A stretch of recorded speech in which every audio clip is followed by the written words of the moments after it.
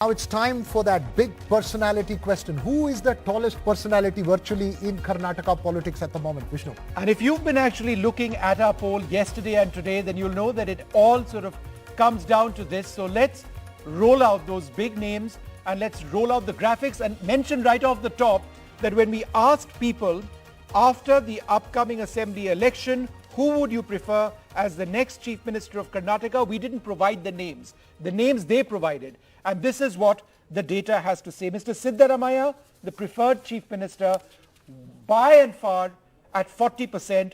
Mr. Bommai, Mr. Basavaraj Bommai at 22%. HD Kumaraswamy 15%. DK Shiv Kumar at 4%. BS Yediyurappa at 5%.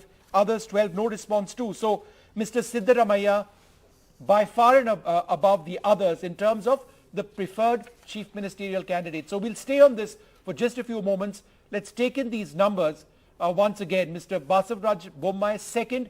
And I think the significant point over here, Veera, is that the gap between an opposition leader as the potential number one and an incumbent Chief Minister is possibly larger than we've seen perhaps any time before. So there are two takeaways from this to me. One, it's not great news for the BJP that they don't have a personality to match Siddaramaiah, and I think Siddaramaiah and Yediyurappa are the two big personalities in Karnataka, and that's widely accepted factor. Mr. Kharge as well, but Siddaramaiah, Yediyurappa mainly in the state, and the BJP doesn't have a personality to match Siddaramaiah. Perhaps that's coming out. But the second, and I think it's not great news for many in the Congress itself. I think DK Shivkumar and the other veteran Congress leaders would be worried when they see this kind of a personality thing for Mr. Siddaramaiah, Vishnu. So it is, perhaps the tallest leader within the Congress, arguably, categorically, as Sanjay has been pointing out earlier, and now clearly possibly the most popular leader in the state. I think the next set of graphics is also very interesting because it throws up a split between how voters are actually going to vote. Will they be voting for the party? Will they be voting for a face? And if so, will they be voting for the leader in their local area, or will they be voting for a chief ministerial face? So the question is this: while deciding who to vote for in this assembly election, what did you give more consideration or importance to, the party or the candidate?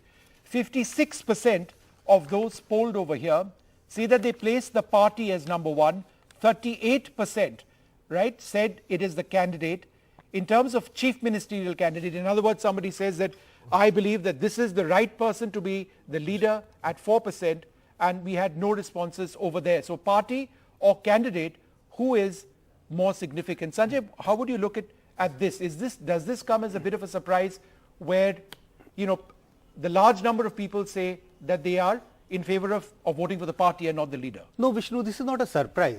This is the trend across state, except barring the smaller state. If you look at the small state, where candidate becomes more important, if you look at the Goa, Nagaland, Manipur and several other small states, in such state, candidate becomes more important than the party. But I think, Vishnu, in assembly elections, in an assembly election, Vishnu, but if you show the next slide, next set of data, is there a difference in terms of Congress voters and BJP voters? That's an interesting and before that, Vishnu, I must also say, given that we put Siddaramaiah up at 40%, I think the fact that you may be a very popular candidate, but you may not be able to win the election on the basis of that popularity, because on the basis of CM candidate, only 4% want to vote a particular. Right. What gives you more when you're casting, party or candidate? When it comes to chief ministerial candidate, it's only 4% which says that. So I think. But I think what you were talking about, the split among the parties.